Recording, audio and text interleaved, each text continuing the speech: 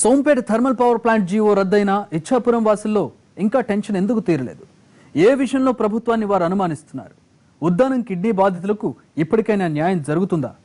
పవన్ కళ్యాణ్ వచ్చి ప్రశ్నించేదాకా ఎమ్మెల్యే కనీస చర్యలు తీసుకోకపోవడాన్ని ఎలా చూస్తున్నారు స్థానికులు? బెంతువరియా అగ్నికుల క్షత్రియ సామాజిక వర్గాలు ఇక్కడ టీడీపీ కోటను బద్దలు కొట్టడానికి సిద్ధమయ్యాయా?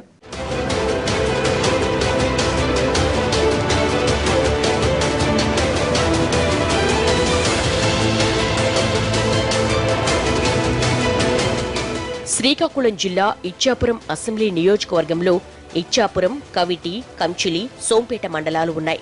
మొత్తం ఓటర్లు 2,28,529 మంది. 1983 నుంచి 2014 వరకు ఒక్కసారి తప్ప ప్రతి ఎన్నికలోనూ టీడీపీదే విజయం. 2004 కాంగ్రెస్ గాలిలో స్థానిక మార్వాడి నరేష్ కుమార్ అగర్వాల్ గెలిచారు. 2014 ఎన్నికల్లో తెలుగుదేశం పార్టీ నుంచి పోటీ చేసి విజయం సాధించారు బెందాడం అశోక్. 3 ఏళ్లు దాటాక కూడా ఆయనకు నియోజకవర్గ సరిహద్దులు, సమస్యల మీద అవగాహన లేదు అన్నది లోకల్ గా ఉన్న అభిప్రాయం. ఇచ్చిన హామీలు ఇంతవరకు నెరవేర్చలేదంటూ ఆయన గెలుపునకు బాగా కృషి చేసిన బెంతువరియా అగ్నికుల క్షత్రియ సామాజిక వర్గాలు ఇప్పుడు కసిగా ఉన్నాయి. జనాభా పరంగా రెడ్డిక, యాదవ, అగ్నికుల క్షత్రియ సామాజిక వర్గాలు మొదటి 3 స్థానాల్లో ఉండగా తర్వాత కాళింగ, బెంతువరియా, శ్రీశయ, మత్స్యకార సామాజిక వర్గాలు ఉన్నాయి. తనను గెలిపిస్తే సోంపేట థర్మల్ పవర్ ప్లాంట్ రద్దు చేయిస్తారని, ఉద్దానం కిడ్నీ బాధితుల సమస్యలు పరిష్కరిస్తారని, కొబ్బరి రైతులను ఆదుకుంటారని, బెంతువరియాలను ఎస్టీలో చేర్పిస్తారని, ఇచ్చాపురం మున్సిపాలిటీలో తాగునీరు, డంపింగ్ యార్డ్ సమస్యలు పరిష్కరిస్తారని హామీలిచ్చారు అశోక్. వాటిలో సోంపేట థర్మల్ పవర్ ప్లాంట్ రద్దయినా అక్కడే మల్టీపర్పస్ ఇండస్ట్రీస్ పెట్టేందుకు ఎన్సీసీ కంపెనీకి అనుమతిచ్చింది సర్కార్. దీంతో వారు మళ్లీ ఎలాంటి ఫ్యాక్టరీలు పెడతారోనన్న టెన్షన్ స్థానికుల్లో పెరుగుతోంది. ఎమర్జెన్సీగా వాటర్ ప్లాంట్లు ప్రతి దగ్గర ఉద్దానం బాధ్యతలకు వాటర్ ఇవ్వాలి, అంటే ఫిల్టర్ వాటర్ ఇవ్వాలన్నటువంటి దృక్పథం పెట్టుకుని ఇచ్చారు. దానిపై ఎమ్మెల్యే కూడా దీనికోసం మాకు కిడ్నీ బాధితులకు డయాలసిస్ సెంటర్ కావాలి, తెక్కలైతేమి శ్రీకాకుళం, వైజాగ్ వెళ్తున్నారంటే ఈరోజు సోంపేటలో తెచ్చుకున్న ఘనత పార్టీకి దక్కుతుంది, ఎమ్మెల్యేకి దక్కుతుంది. దశాబ్దాలుగా ఉద్దానం ప్రాంతాన్ని పట్టిపీడిస్తున్న కిడ్నీ సమస్యల విషయంలో ఎమ్మెల్యే సీరియస్ గా లేరు అన్న అభిప్రాయం ఉంది. పవన్ కళ్యాణ్ వచ్చేదాకా ఆయన ప్రభుత్వం మీద ఒత్తిడి తేలేకపోతున్నారంటున్నారు స్థానికులు. కిడ్నీ సమస్యల మీద రాష్ట్ర స్థాయిలో చర్చ జరిగినా, అప్పట్లో ప్రభుత్వం ఆగమేఘాల మీద స్పందించినా ఇప్పటికీ కనీసం ఒక్క మంచినీటి ప్లాంటు ప్రారంభం కాలేదు. గత్యంతరం లేక ప్రైవేట్ ఆర్ఓ ప్లాంట్ల నుంచి నీళ్లు కొనుక్కొని తాగుతున్నారు ప్రజలు. బాధితులకు పెన్షన్, బస్ పాస్ లాంటి హామీలేవి కార్యరూపం దాల్చలేదు. దీని మీద గతంలో కంటే ఇప్పుడు నిధులు ఎక్కువ ఖర్చు చేస్తున్నా క్షేత్రస్థాయిలో పనులు సరిగా జరగడం లేదు. కేవలం ఒక హంగామా జరుగుతున్న తప్పిస్తే వాస్తవంగానే అయితే ఇక్కడ ఏ రకమైన దీర్ఘకాలిక తీసుకోవాలని కార్యక్రమాల గురించి కానీ తాత్కాలికంగా తీసుకోవాలి. ఇప్పుడు మా ఉదాహరణకు తీసుకుంటే ఆ మధ్య పవన్ కళ్యాణ్ వచ్చిన తర్వాత ఏమో బ్లడ్ టెస్టులు చేశారు. ఏ మేరకు అయినాయి? నిన్నటికి డిఎం అండ్ హెచ్ఓ చెప్తున్నాడు కొన్ని ఉండిపోయినా ఇంక చెయ్యాలని చెప్పేసి. ఏది మరి ఇంతకు వచ్చిన దాంట్లో అసలు ఉండి పరిస్థితి ఏంటి? ఆల్రెడీ ఒక లేని వాళ్ళకి కూడా ఉన్నదన్నట్టు ఒక భయం కల్పించడం, దానివల్ల గందరగోళమైంది తప్పిస్తే నిజానికి చాలా కుటుంబాలు చాలా ఇబ్బందికరమైన పరిస్థితులు. నియోజకవర్గంలో కొబ్బరి, జీడి రైతులు గిట్టుబాటు ధర లేక ఇబ్బందులు పడుతున్నారు. కోనసీమ తర్వాత ఆ రేంజ్ లో ఉండే ఇక్కడి కొబ్బరి తోటలు 2013లో వచ్చిన ఫైలాన్ తుఫాన్ దాటికి దారుణంగా దెబ్బతిన్నాయి.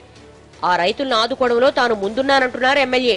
ఉద్యాన పంట అయినా ప్రత్యేక జీవోతో స్థానిక కొబ్బరి రైతులకు రుణమాఫీ చేయించానని, 2 లక్షల కొబ్బరి మొక్కలను ఉచితంగా పంపిణీ చేశానని చెబుతున్నారు ఆయన. హార్టికల్చర్ రుణమాఫీలో ఈరోజు కొబ్బరిని కూడా ఇంక్లూడ్ చేసి ఈరోజు ఇక్కడ ఉన్నటువంటి రైతులు చాలా మందికి రుణమాఫీ వర్తించే విధంగా చేశాం. అలాగే 2 లక్షల కొబ్బరి మొక్కలు ఉచితంగా ప్రతి ఒక్క రైతుకు కూడా అందించే ప్రయత్నం చేస్తాం. అలాగే ఈరోజు ఏవైతే ఎరువులు ఉన్నాయో ఈ ఎరువులు కూడా ఫ్రీగా సప్లై చేయడం జరిగింది.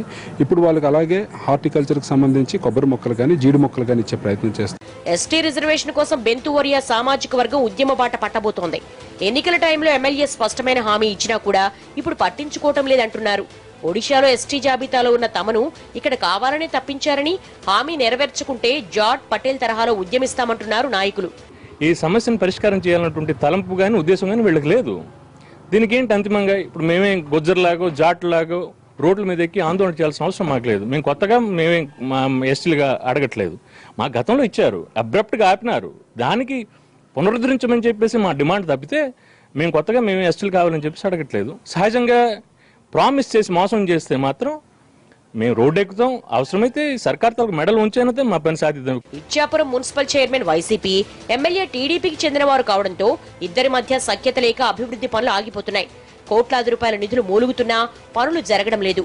ఆంధ్రప్రదేశ్కు ముఖద్వారంగా ఉన్న ఇచ్చాపురం చెత్తతో స్వాగతం పలుకుతున్నా తాగునీటి సమస్య తీవ్రంగా ఉన్నా సమన్వయ లోపం శాపంగా మారుతోందంటున్నారు. కోటి CDF అని కాన్స్టెంట్ డెవలప్మెంట్ ఫండ్ 1,25 లక్షలు అనేది రిలీజ్ అయిందని సార్.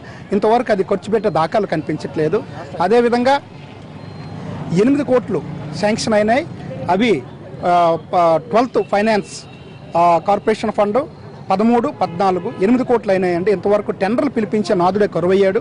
వైఎస్ఆర్ చైర్మన్ ఉండడం వలన అతను ఎంత సహకరించినా ఎంత డెవలప్మెంట్ చేస్తామన్నా అది వెనుకబడిపోతుంది. వాళ్ళు సహకరించడం లేదు.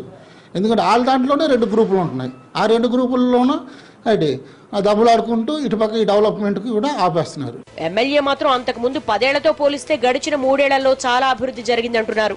మత్స్యకారులకు పరిహారం, రోడ్లు, డ్రైనేజ్ లాంటి సదుపాయాలు మెరుగుపరిచామంటున్నారు.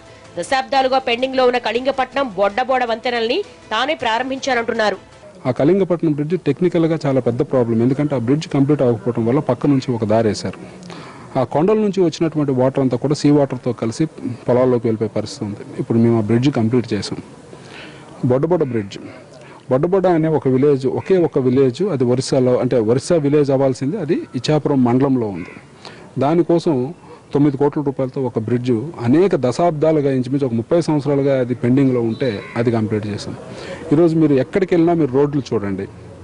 ఈరోజు ఏదైతే ట్రాన్స్పోర్టేషన్ అంటే స్థానికంగా ఉండటం వల్ల, ఇక్కడ స్థానిక సమస్యలతో పూర్తిగా అవగాహన ఉండడం వల్ల, ఒక అటాచ్మెంట్ ఉండటం వల్ల వాళ్ళు నాకు ఇచ్చినటువంటి అవకాశం సద్వినియోగం చేసుకుని ముందుకెళ్తున్నారు. బ్రిడ్జిల ప్రారంభాన్ని ఎమ్మెల్యే తన ఖాతాలో వేసుకోవడంపై అభ్యంతరం చెబుతోంది ప్రతిపక్షం. గత ప్రభుత్వంలో మొదలైన పనులు ఇప్పుడు పూర్తయినా సున్నాలు వేయించి మేమే చేశామని చెప్పుకోవడం ఏమిటని అడుగుతున్నారు వైసీపీ నాయకులు. 3 ఏళ్లలో ఎమ్మెల్యే ముఖ్యమైన హామీలను కూడా నెరవేర్చలేదు అన్నది విపక్షం మాట. ధర్మాన ప్రసాదరావు టైంలోనే అది శంకుస్థాపన కూడా చేశారు. అక్కడ మీటింగ్ కూడా పెట్టాము. అది మేమైనా ఏదో లాస్ట్లో సున్నం వేసుకునే వాళ్ళ మేమని చెప్తున్నారు. ఈదిపురం బ్రిడ్జి కూడా అప్పుడు ధర్మాన ప్రసాదరావు గారు మేము వెళ్ళి ఊర్లో మీటింగ్ పెట్టి శంకుస్థాపన చేశాం. అది కూడా ఆ నెక్స్ట్ బొడ్డబాడుది కూడా కొప్పారాయణ ఉన్నప్పుడే అది ఆ ఊరికి వెళ్ళి మేము నడిచి వెళ్ళలేకపోతే ఇబ్బందులు పడి కారులో బయట ఉంచి వెళ్ళాము. కాబట్టి ఆ సమస్యలో అప్పుడు సెంటర్లో పెట్టి అది తెచ్చాం. మరి ఇప్పుడు మేము చేసామని చెప్తున్నారు. మేము 2-3 సార్లు ఛాలెంజ్ చేశాం. 1 డబ్బాలు చెప్తున్నారు తప్ప ఇది వరకు అభివృద్ధి అంది తెలుగుదేశం ఏమీ లేదు. పైకి ఎన్ని చెబుతున్నా అధికార పార్టీ వైఫల్యాలను ప్రజల్లోకి తీసుకువెళ్లడంలో మాత్రం ప్రతిపక్షం విఫలమవుతోందన్న అభిప్రాయం స్థానికంగా ఉంది. గ్రూపులు, అపోజిషన్ దెబ్బతీస్తున్నాయి. నియోజకవర్గ అదనపు సమన్వయకర్త పిరియా సాయిరాజ్ కు సమన్వయకర్త రామారావుకు మధ్య తీవ్ర విభేదాలున్నాయి. సాయిరాజ్ బీజేపీలో చేరే ప్రయత్నాల్లో ఉన్నారు అన్న సమాచారంతో ఇటీవల ఆయన్ని పార్టీ నుంచి సస్పెండ్ చేసిన వైసీపీ. దీంతో ఇప్పుడు బాధ్యత మొత్తం నర్తు రామారావు మీద పడింది. ఆర్థికంగా బలంగా ఉన్నా ఉన్నత చదువులు లేకపోవడం ప్రభుత్వ వ్యతిరేకతే గెలిపిస్తుందన్న అతి విశ్వాసం దెబ్బతీసే ప్రమాదం ఉందంటున్నారు. మొత్తంగా ఇచ్చాపురం ఎమ్మెల్యే పనితీరు మీద మిశ్రమ స్పందన కనిపిస్తోంది. కానీ వ్యతిరేకతను క్యాష్ చేసుకునేంత బలంగా ప్రతిపక్షం లేకపోవడం ఆయనకు ప్లస్ అవుతోంది.